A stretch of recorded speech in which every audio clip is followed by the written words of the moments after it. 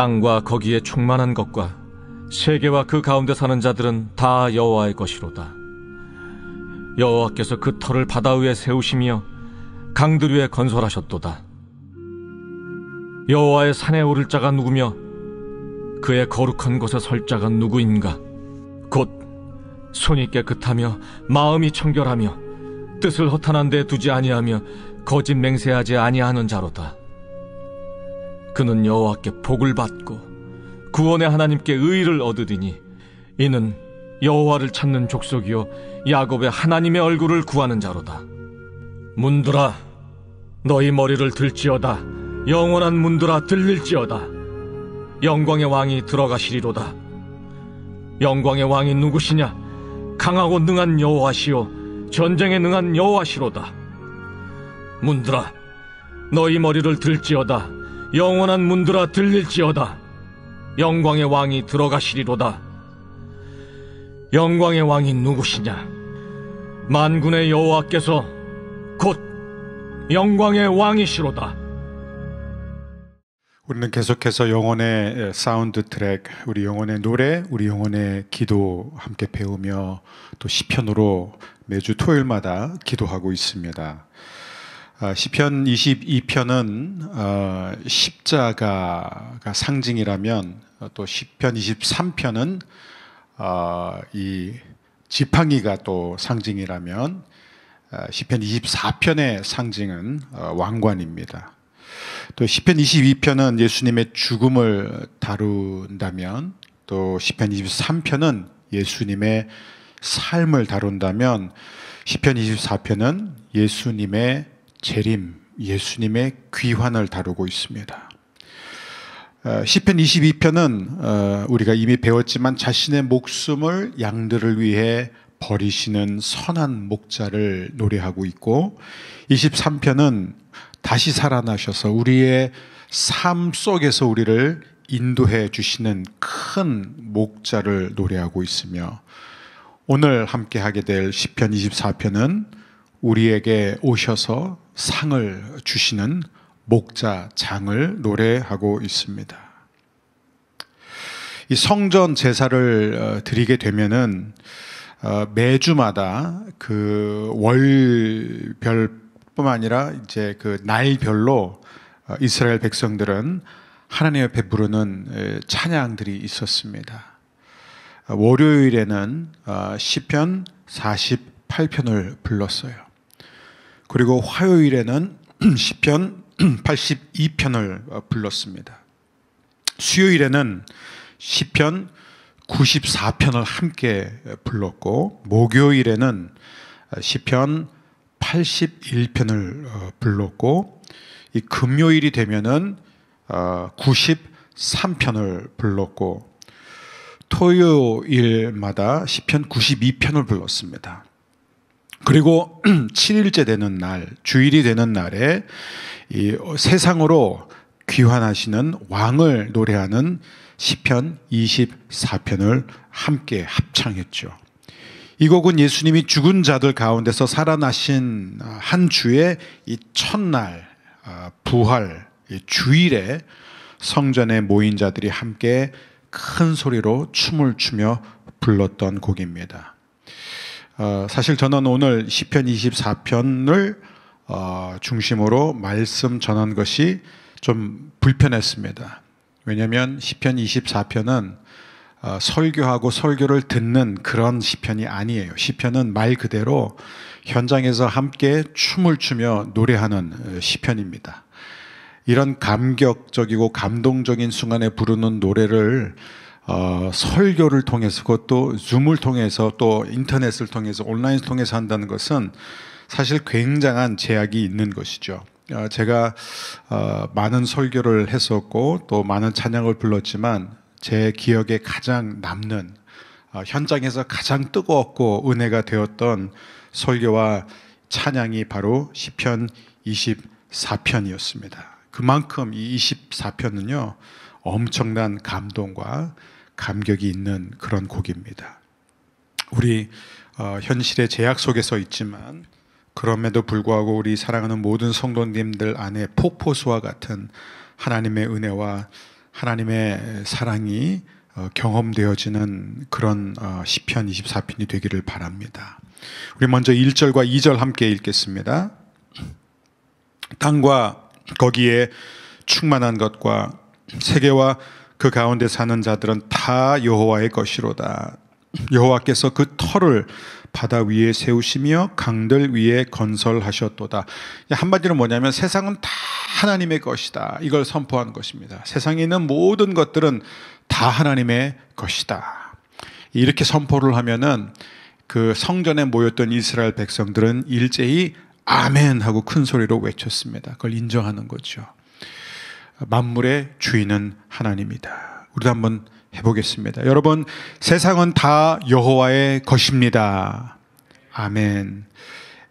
우리는 늘 이 고백을 해야 됩니다. 그렇습니다. 주님, 세상은 다 주님의 것입니다. 이 땅의 어떤 정권도 어떤 지도자도 땅의 법적인 소유주도 이 땅을 가지고 있지 않습니다. 온 땅은 하나님의 것입니다. 얼마나 많은 사람들이 이 땅에 살면서 마치 자신이 갖고 있는 것이 자기의 것인 것처럼 착각하면서 관리하고 통제하려고 하는지 모릅니다.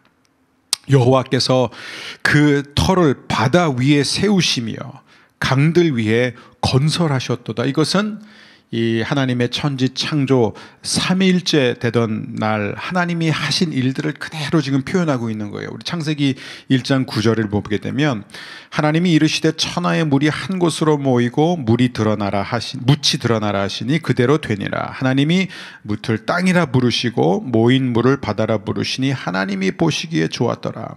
자, 하나님이 무슨 일을 하셨냐면 모든 물을, 원래 땅은 물로 덮여 있었잖아요. 이 세상은 완전히 물로 덮여 있었습니다. 근데 그 모든 물을 한 곳으로 모으시자 어떤 일이 일어나냐면 물 안에 묻혀 있었던 이 땅들이 드러나기 시작합니다. 바로 이것이 무엇을 영적으로 상징하냐면 죽음 가운데서 새 생명이 솟아나는 하나님의 능력, 부활의 능력을 우리에게 보여주고 있습니다. 그래서 이 1절, 2절이 그렇게 이제 선포로 시작하고요. 그 다음에 이제 3절서부터 5절입니다. 우리 어디에서 함께 예배하던 우리 함께 큰 소리로 읽겠습니다. 여호와의 산에 오를 자가 누구며 그의 거룩한 곳에 설 자가 누구인가? 곧 손이 깨끗하며 마음에 청결하며 뜻을 허탄한 데 두지 아니하며 거짓 맹세하지 아니하는 자로다. 그는 여호와께 복을 받고 구원의 하나님께 의를 얻으리니. 자, 질문이 뭐냐면 누가 여호와의 산에 오를 것이냐? 누가 거룩한 곳에 설 수 있냐? 그리고 이 두 질문에 대한 아주 명확한 답변을 제공하고 있습니다. 뭐죠? 곧 손이 깨끗하며 마음이 청결하며 뜻을 허탄한 데 두지 아니하며 거짓 맹세하지 아니하는 자로다. 자, 깨끗한 손, 깨끗한 마음, 헛된 것에 마음을 쏟지 않고 거짓으로 맹세하지 않는 사람. 여러분, 누가 있을까요? 조금만 우리가 진지하게 생각하면 없습니다. 전에도 없었고 지금도 없고 여러분도 아니고 앞으로도 없을 것입니다. 답은 나왔습니다. 오직 예수다. 저와 여러분은 아니에요. 그래서 결론, 우리 가운데 여호와의 산에 오를 자 없습니다. 우리 가운데 하나님의 거룩한 곳에 설 수 있는 사람이 없습니다. 인간이 아무도 하나님의 산에 거룩한 곳에 올라갈 수 없다는 거예요. 자, 그러면은 하나님은 이런 상황에서 어떻게 하셨죠? 하나님이 직접 산에서 내려오셨습니다. 그런데 하나님은 거룩한 분이기 때문에 거룩하신 하나님이 그대로 내려오실 수는 없어요. 그래서 어떻게 오셨죠? 인간의 몸을 입고 내려오셨습니다. 근데 인간의 몸을 입은 것만으로는 안 된다는 것이죠. 그래서 어떻게 하셨습니까? 저와 여러분의 죄를, 허물을, 더러운 손, 더러운 마음, 우리 입술의 모든 거짓, 이런 것들을 다 덮어주시기 위해서 예수님이 십자가에 못 박히신 것입니다. 그래서 그 보혈로 우리의 모든 죄가, 백성들의 모든 허물이 덮어진 것입니다. 그래서 우리는 이제 산에 오를 수 있는 거예요. 자, 누가 산에 오를 수 있느냐? 죄인인 인간이 어떻게 하나님의 거룩한 산에 올라가서 거기에 거할 수 있느냐? 즉 어떻게 우리의 손을 깨끗하게 하며 어떻게 우리의 마음을 청결하게 할 수 있느냐? 방법은 하나예요. 저를 따라해 주시길 바랍니다. 오직 믿음으로. 오직 믿음으로. 안 들립니다. 오직 믿음으로. 아멘. 오직 이게 복음입니다. 오직 믿음으로. 나는 죄인이고 내 손은 더럽고 내 마음은 더럽고 내가 아무리 노력하고 아무리 힘을 써도 나는 결코 손이 깨끗해질 수 없고 마음이 청결해질 수 없음을 인정하고 예수님 앞에 나아가 엎드리는 것입니다. 그러면 그때 우리는 여호와의 산에 오르고 하나님의 거룩한 곳에서 설 수 있게 됩니다. 왜요? 간단합니다. 우리가 예수 그리스도 안에 있기 때문이에요. 예수 그리스도 안에 있기 때문입니다. 사랑하는 여러분, 이게 왜 중요할까요? 여호와의 산에 오르는 사람은 수도승 같은 사람이 아니라는 거예요. 평생 돌을 닦으면서 산 사람이 아닙니다. 여러분, 아무리 돌을 닦아도 돌을 닦는 것으로 절대 하나님의 산에 오를 수 없습니다. 아무리 우리의 삶을 통해 선한 영향력을 미쳐가면서 우리를 아는 수많은 사람들에게 감동을 주고 또 사람들에게 존경을 받는 삶을 살아도 하나님 앞에서만큼은 아무도 산에 오를 수 없는 이유가 무엇이죠? 우리는 여전히 죄인이기 때문에 그렇습니다. 그러므로 우리가 하나님 앞에 거룩한 산에 오를 수 있는 방법은 오직 자기 자신을 철저하게 부인하고 날마다 예수 그리스도 앞에 엎드리는 사람만이, 그리스도 안에 거하는 사람만이 여호와의 산에 오를 수 있습니다. 오늘 하루 내내 오직 예수님의 몸에 접붙임 바 되어서 오늘도 그리스도 안에 충만하게 거하는 여러분 모두가 되시기를 주의 이름으로 축원합니다. 예수님이 죽은 자들 가운데 살아나셨을 때 저와 여러분도 주님과 함께 살아났습니다. 그래서 로마서 6장 23절 죄의 싹은 사망이다. 저와 여러분은 죄를 지었기 때문에 죄인이기 때문에 반드시 죽어야 됩니다. 그런데 예수님은 단 한 번도 죄를 지으신 적이 없기 때문에 죽음은 결코 예수님을 잡아둘 수가 없었던 것이죠. 그래서 우리가 그리스도 안에 거하기만 하면 우리는 그리스도와 함께 죽을 뿐만 아니라 그리스도와 함께 살아나게 되는 것입니다. 오늘도 그리스도와 함께 살아나며 살며 또 하나님을 영화롭게 하는 하나님의 거룩한 산, 하나님의 임재 앞에 서게 되는 저와 여러분이 되기를 바랍니다. 우리 6절과 7절 말씀 함께 읽을까요? 이는 여호와를 찾는 족속이요 야곱의 하나님의 얼굴을 구하는 자로다. 문들아 너희 머리를 들지어다. 영원한 문들아 들릴지어다. 영광의 왕이 들어가시리로다. 이게 어떤 외침이죠? 성의 문들을 모두 열라는 거예요. 지금 성에 있는 모든 문들을 다 열라는 거예요. 이제 여기서 말하는 성문은 어떤 성문일까요? 이 두 가지예요. 첫 번째는 바로 이스라엘에 있는 모든 성문입니다. 예루살렘의 성문이에요. 이스라엘과 예루살렘의 성문은 곧 오늘날의 영적이고 참된 이스라엘로 부름받은 교회와 성도, 진정한 교회는 누구예요? 여러분이에요. 내가 교회입니다. 바로 여러분의 문을 활짝 열라는 것입니다. 그리고 궁극적으로 이 문은 바로 천국 문을 가리키고 있습니다. 천국의 문들이 왜 모두 활짝 열려라 이렇게 시편 기자가 외치고 있습니까? 왜냐하면 죽은 자 가운데서 다시 살아나셔서 부활하고 승리하신 그 왕을 다시 모셔드리기 위해 열려라 이거예요. 자, 8절을 보게 됩니다. 영광의 왕이 누구시냐? 강하고 능한 여호와시요 전쟁에 능한 여호와시로다. 시편 24편의 핵심 질문이 이거예요. 영광의 왕이 누구시냐 이거예요. 여러분 오늘 반드시 우리가 우리 자신에게 물어봐야 돼요. 영광의 왕이 누구냐? 이 질문을 한 시편 기자는 답변을 바로 줍니다. 강하고 능한 여호와, 전쟁에 능한 여호와. 왜 이런 표현을 쓸까요? 왜냐하면 여러분, 지상 최고의 전쟁은 1차 세계대전도 아니고 2차 대전도 아닙니다.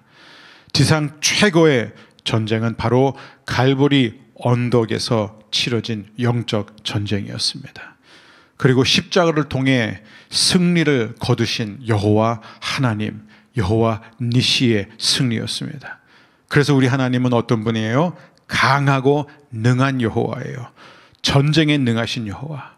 가장 힘들고 가장 거대한 전쟁에서 승리하셨기 때문에 그 영광의 왕이 이제 다시 들어가신다, 이렇게 선포하고 있습니다.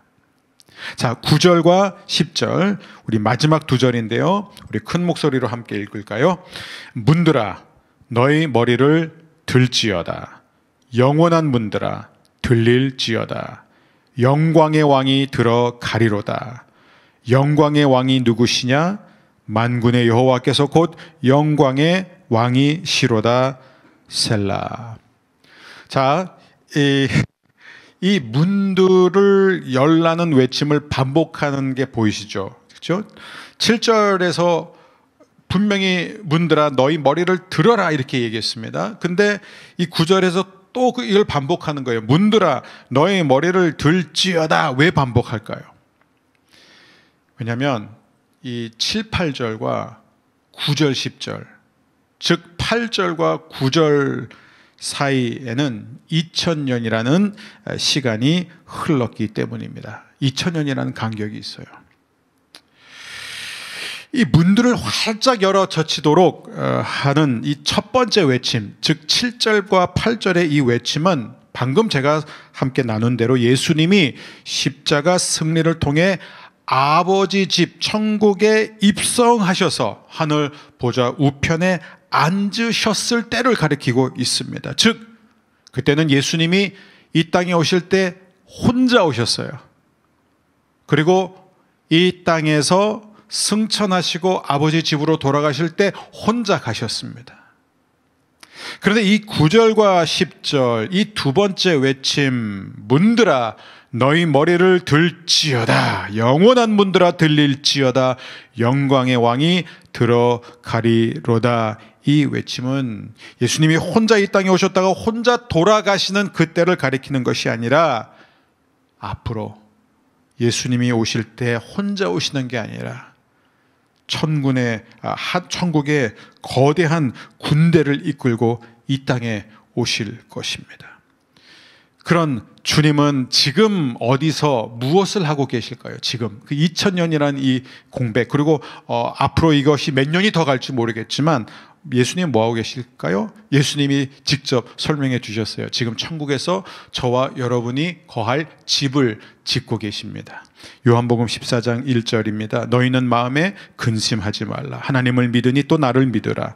내 아버지 집에 거할 곳이 많도다. 그렇지 않으면 너희에게 일렀으리라. 내가 너희를 위하여 거처를 예비하러 가노니 가서 너희를 위하여 거처를 예비하면 내가 다시 와서 너희를 내게로 영접하여 나 있는 곳에 너희도 있게 하리라. 여러분, 우리를 위해 거처가 다 마련되면은 주님이 뭘 하시냐면 구름을 타고 다시 오십니다. 구름을 타고 오셔서 저와 여러분 이 땅에 살아남은 모든 사람들을 다 함께 데려가실 것이에요. 데살로니가전서 4장 16절입니다. 주께서 호령과 천사장의 소리와 하나님의 나팔 소리로 친히 하늘로부터 강림하시리니 그리스도 안에서 죽은 자들이 먼저 일어나고 그 후에 우리 살아남은 자들도 그들과 함께 구름 속으로 끌어올려 공중에서 주를 영접하게 하시리니 그리하여 우리가 항상 주와 함께 있으리라. 아멘. 저와 여러분이 언젠가 다 구름 속으로 끌려 올라가 공중에서 주를 만나게 될 것이다. 여러분, 이걸 좀 한번 기도하시면서 정말 믿음으로 상상해 보셨으면 좋겠습니다. 그러면요, 가만히 있을 수가 없습니다. 정말 주체할 수 없는 이 기쁨, 소망이 우리 안에서 막 용솟음치기 시작하는 거예요. 이런 것을 한 번도 경험하지 못했다면 정말 내가 지금 과연 거듭났는가, 나에게는 부활신앙이 있는가를 진지하게 다시 생각해 볼 필요가 있습니다. 시편 24편은 어떻게 끝나냐면 셀라 이렇게 끝납니다. 셀라에는 여러 가지 의미가 있습니다. 근데 그 의미 가운데 하나는 무엇이냐면 이 영광스러운 날, 이 영광스러운 순간에 대해서 더 생각하고 더 묵상함으로써 찬양하라. 그 초청이 바로 셀라예요. 더 생각해라. 오늘 이 말씀을 한번 적용해 보겠습니다. 시편 24편은 역사적으로 볼 때 다윗이 이 여호와의 이 법궤, 이 언약궤를 예루살렘 성 안으로 모셔올 때 지은 시로 많은 학자들이 보고 있습니다. 다윗은 비록 이스라엘의 왕이었지만 우리가 다윗에 대해서 아는 한 가지는 무엇이죠? 다윗은 한 번도 순간 이 삐딱 완전히 순간 맛이 갔을 때만 빼놓고, 죄 순간 사로잡혔을 때만 빼놓고, 그는 평생 자신이 왕이 아니라 하나님이 왕이라는 것을 늘 인정했습니다. 그렇죠? 그래서 언제나 하나님만이 이스라엘의 참된 왕이다. 그래서 다윗은 어떻게 해서든지 이 하나님의 왕 되심을 모든 백성들에게 알리기 위해서 그 언약궤를 모셔왔던 거예요. 첫 번째는 실패했잖아요. 우리도 잘 압니다. 근데 이제 다시 하나님의 말씀을 보고 다시 회개하고 다시 그 언약궤를 이제 모셔오면서, 그 언약궤는 그냥 가구가 아니잖아요. piece of furniture가 아니라는 거예요. 하나님이 좌정에 계신 하나님의 보좌였습니다. 그러니까 하나님 거기에 앉아 계시는 거예요. 그러니까 그 하나님의 보좌, 하나님의 왕자를 모셔오면서 그 언약궤가 예루살렘 쪽으로 오자 다윗이 크게 외친 게 뭐예요? 너희 문들아 이거예요. 예루살렘의 모든 문들아 다 열릴지어다 이거예요. 너희 머리를 들어라 이거예요. 모든 문들은 활짝 열릴지어다. 왜? 영광의 왕이신 그분을 맞이하자. 여러분, 우리는 언제 대문을 열어놓죠? 잠깐 나갔다 들어올 때 뭐 잠깐 열었다 닫는 거 아니고, 여러분 잘 생각해 보세요. 우리가 우리 집 대문과 창문을 오랫도록 거의 아침부터 저녁까지 열어놓을 때가 언제냐면, 제가 생각을 해보니까 이사 갈 때예요. 저 이사할 때는요, 원하든 원하지 않든, 그렇죠? 문을 다 열어놔야 되고, 창문도 이 짐을 빼고, 그렇죠? 또 새 집으로 들어갈 때도 창문 다 열어놔야 되지 않습니까? 여러분, 어떤 의미에서 이것은 영적 이사를 말하고 있어요. 여러분, 이스라엘 백성들이요, 문들을 이 열대를 보면 이제 어떻게 했냐면, 이스라엘의 이 역사를 보면은 그 부흥했던 시기가 있습니다. 민족이 부흥했던 시기가 있어요. 그리고 이제 대표적인 게 바로 다윗이 왕이었을 때 가장 크게 부흥했습니다. 정치적으로, 사회적으로 얼마나 성공을 거두고 안정이 됐는지 모릅니다. 근데 그 이유가 뭐예요? 이스라엘은 끊임없이 왕이 어차피 하나님 한 분이었는데 자꾸 그 왕을 거부하고 왕의 통치를 거부하고, 그죠? 계속해서 인간 왕을 찾아다녔잖아요. 그런데 다윗은 어떤 사람이에요? 하나님이 세우셨지만 다윗은 처음부터 끝까지 자신이 왕이 아니라 하나님 한 분만이 이스라엘의 참된 왕이라는 것을 늘 인정하고 고백하고 그것을 선포했던 사람이에요. 그러니까 이스라엘 백성은요, 왕을 거부하고 하나님의 통치를 거부하고 계속해서 우상 숭배와 죄에 빠져 있는 삶을 살다가 이렇게 참된 하나님 앞에 돌아갈 때마다 이스라엘 백성들이 했던 것이 무엇이냐면은 이 노래를 불렀습니다. 시편 24편을 불렀어요. 우리가 다시 여호와께로 돌아간다 이거예요. 다시 우리의 불순종 때문에 끊어졌던 하나님의 통치가 우리 가운데 임하기를 원합니다 라고 이스라엘 백성들이 회개를 할 때마다, 유다 왕들 밑에서 회개할 때마다 이 시편 24편을 자주 불렀습니다. 그런 의미예요. 문들아 활짝 열릴지어다 이거예요. 영광의 왕이 들어가신다. 여러분, 이사할 때 우리가 아끼는 그런 가구들을 뭐 크고 작은 것들 다 끄집어냅니다. 그리고 이제 버릴 거 다 버리고, 그죠? 정리를 하잖아요, 이사 갈 때마다. 근데 오늘 좀 우리 안에 그런 역사가 일어섰으면 좋겠습니다. 즉 우리 안에 가득했던 것들이 오늘 좀 나오고, 그 다음에 다시 하나님이 그냥 말로만 왕이 아니라 정말 내 인생의 통치자로, 다시 말해서 하나님이 직접 통치하는 왕으로 우리 가운데 들어오시는 그런 역사가 있기를 바랍니다. 여러분 기억하세요.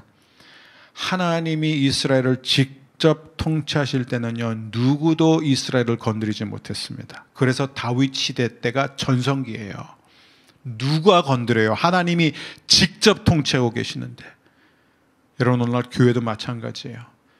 하나님이 직접 통치하시면 그냥 우리가 다니는 교회뿐만 아니라 이 교회뿐만 아니라 여러분이 진짜 교회 아닙니까?